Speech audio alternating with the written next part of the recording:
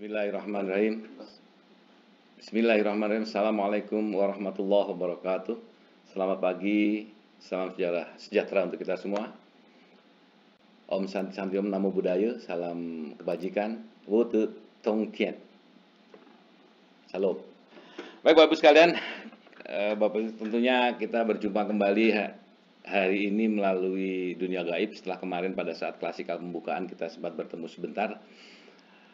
Pada pagi ini perkenalkan, saya akan menyampaikan hal-hal yang berkaitan pembelajaran mengenai agenda 3 di pelatihan kepemimpinan nasional tingkat 2 yang kita jalani. Namun sebelumnya perkenalkan, saya ingin memperkenalkan diri dan mohon izin share screen. Baik Bapak Ibu sekalian, inilah delivery strategi pembelajaran agenda 3. Nama saya Ahmad Nijam, Widaiswara Ahli Madya pada Pusdiklat Tenaga Administrasi Kementerian Agama.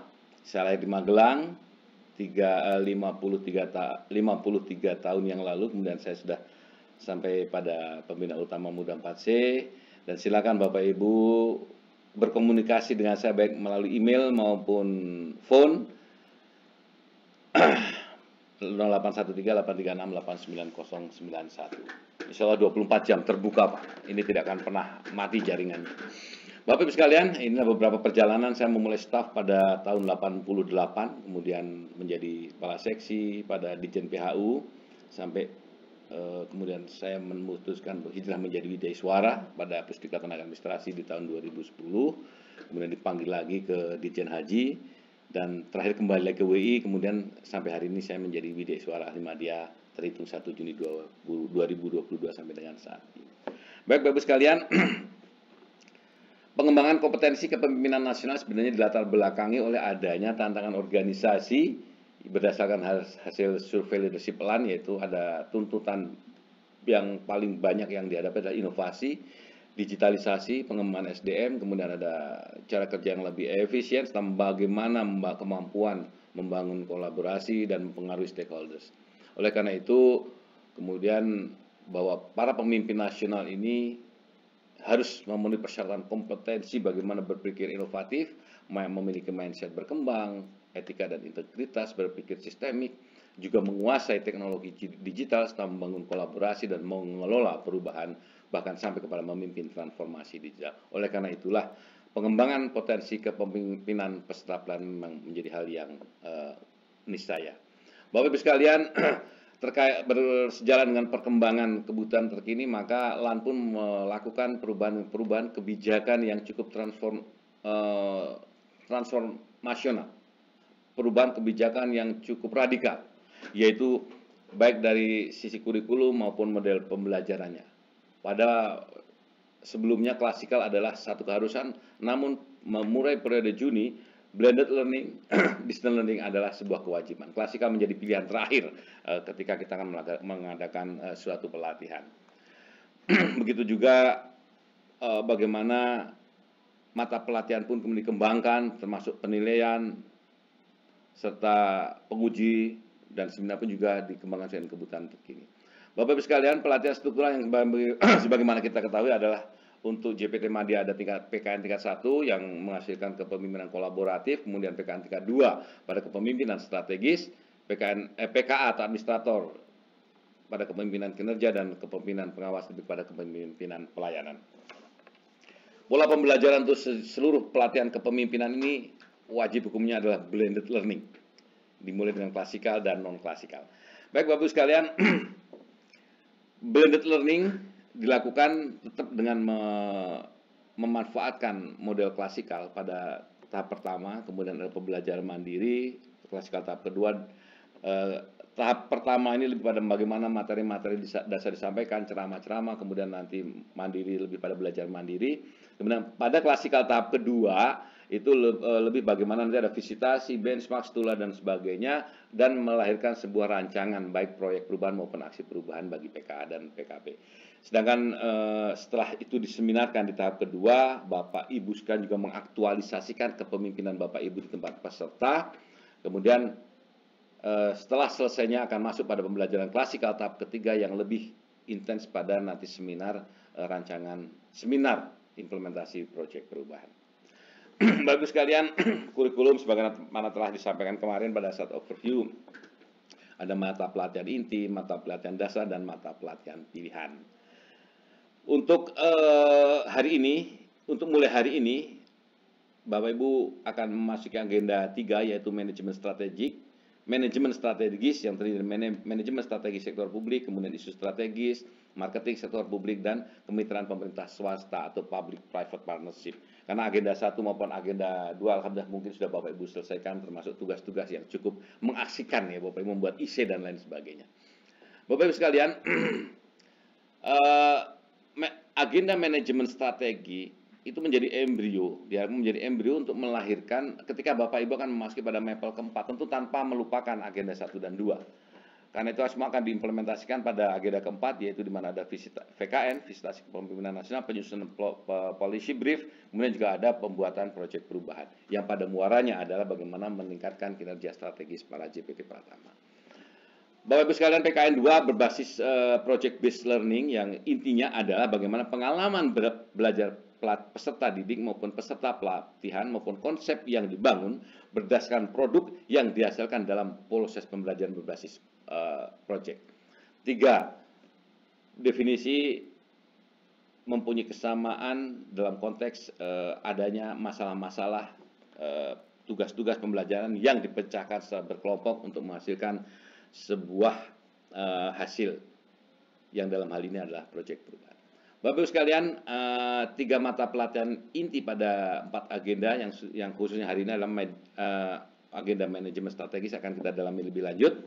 Kemudian agenda 3 atau manajemen strategik ini membekali peserta dengan kemampuan menerapkan manajemen strategis melalui analisis diagnostic reading, perumusan serta implementasi strategi dalam mengelola lingkungan strategis yang didukung dengan kemampuan pemasaran atau marketing sektor publik untuk menjamin efektivitas implementasi kebijakan. 4 mata pelatihan inti pada agenda 3 ini ada 1. Manajemen strategis sektor publik, isu strategis, marketing sektor publik, dan private public partnership atau kemitraan swasta dengan pemerintah. Tentunya seluruh kegiatan ini akan dirancang dan disampaikan secara terpisah dalam satu kesatuan selama kurang lebih 3-4 hari ini untuk mencapai tujuan kurikulum agenda manajemen strategis yang tentunya deskripsi mata pelatihan telah Bapak Ibu pelajari. Baik Bapak Ibu sekalian,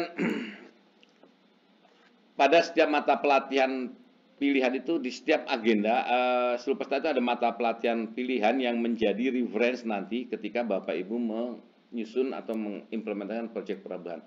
Namun demikian apabila dalam mata pelatihan yang telah ditetapkan di dalam LMS Bapak tidak menemukan, maka bisa mencari referensi lain dalam hal-hal yang baik itu seminar, lokakarya maupun media-media lain, sehingga itu bisa menjadi referensi bagi proyek Bapak Ibu. Pada overview agenda 3 ini saya ingin menyampaikan 4 mata pelatihan sudah saya sebutkan tadi, kemudian kita akan nanti belajar mandiri. Selanjutnya nanti kita juga akan belajar secara e-learning.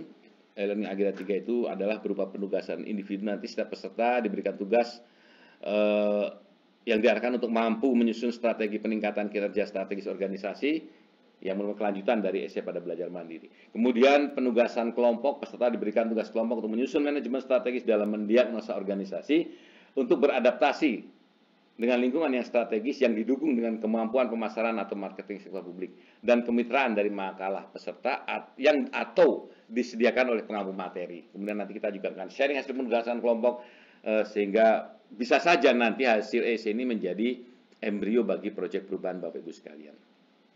Bapak Ibu sekalian, untuk agenda 3 ini pembelajaran memang diarahkan untuk mendalami kegiatan diagnosa dan solusi kreatif dengan menerapkan kemampuan pemasaran sektor publik dan kemitraan. Selain itu juga pembelajaran diarahkan untuk mendalami bagaimana seorang pemimpin strategis mempraktekkan kemampuan pemasaran sektor publik dan kepemimpinan kewirausahaan. Nah, ini akan menjadi bekal bagi klasikal 3 juga ketika Bapak nanti melakukan visitasi, penyusunan policy brief maupun penyusunan proyek perubahan.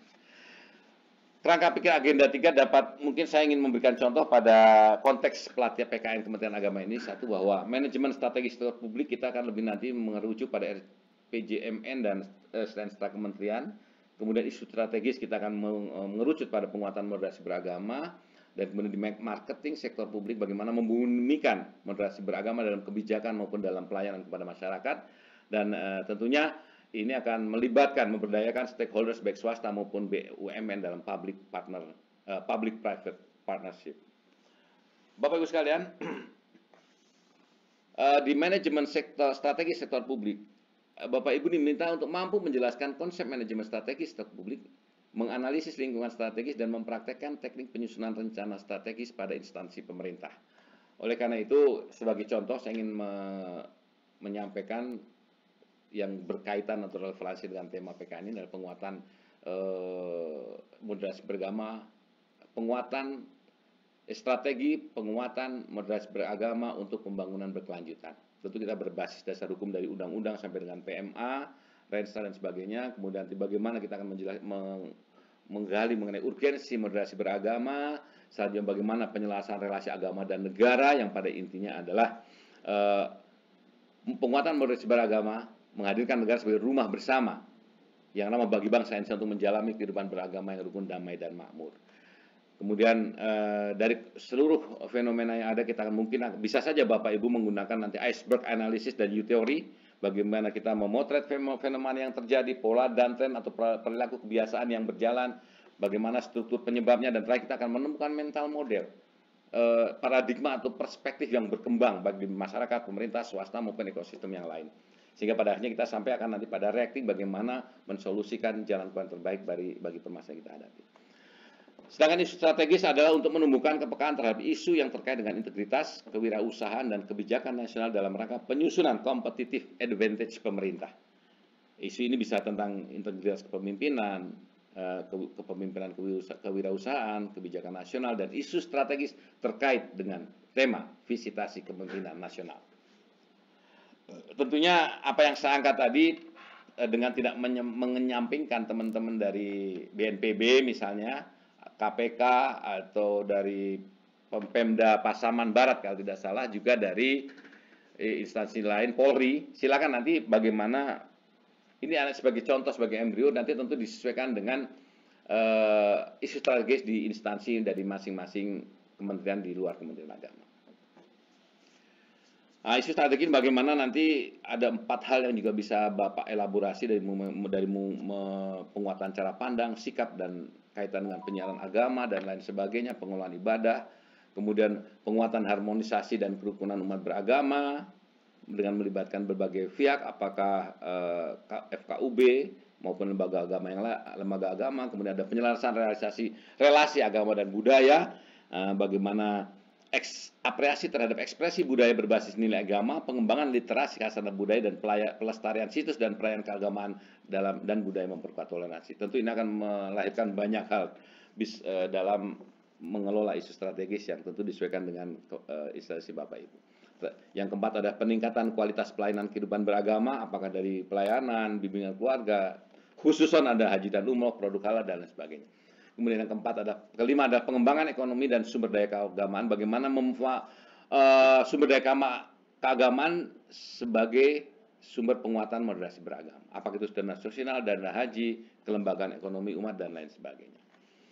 Untuk marketing sektor publik, nanti Bapak Ibu akan mendampingi urgensi dan relevansi marketing bagi birokrasi, kemudian konsep umum marketing dan marketing sektor publik, tantangan dan strategi marketing sektor publik yang efektif, yaitu kebutuhan, pemetaan lingkungan internal, eksternal, serta pesaing. Dan oleh karena itu, dalam konteks marketing sektor publik, maka saya menyitir pada bukunya Stephen Covey, yaitu The Speed of Trust, The One Thing That Changed Everything. Bagaimana menumbuhkan trust sebagai base dari marketing yang kita lakukan, itu dari mulai prinsip kredibilitas, perilaku, kemudian ada keselarasan, reputasi, kontribusi yang nanti akan kita bicarakan diskusi lebih lanjut. Selanjutnya pada public-private partnership, bagaimana kemampuan memahami urgensi marketing di sektor publik, tantangan dan strategi marketing sektor publik. Ini dikaitkan dengan kemitraan swasta dengan pemerintah, yaitu memahami konsep public-private partnership, mampu menganalisis peluang dan risiko PPP, dan mampu mengembangkan program public-private partnership. Skema oleh karena itu saya ingin menyampaikan kepada Bapak Ibu bahwa skema PPP berdasarkan regulasi itu ada dalam Perpres 60 tahun 2005, kemudian diperbaharui dengan Perpres nomor 38 tahun 2015 tentang KPBU.